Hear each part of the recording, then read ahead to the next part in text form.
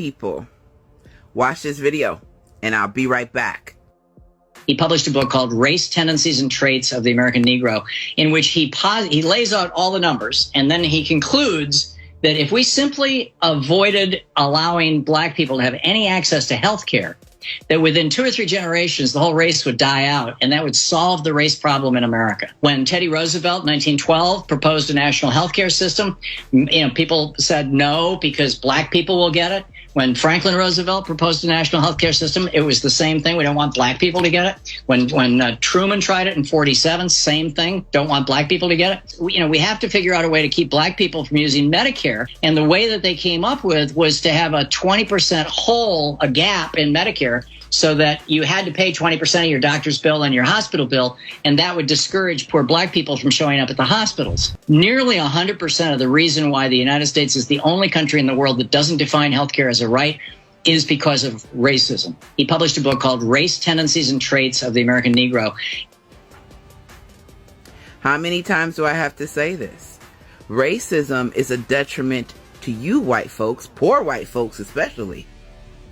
Because of racism, you poor white folks can't even get good health care. Because they thought if they could deny health care to black people that we would have been eradicated a long time ago. But hey, we still here. And they have not changed the rules. How crazy is that? Even with Social Security, you have to pay 20% because of racism. We keep telling you. BIPOC keep telling you. Black people keep telling you, it is not us that makes your life suck.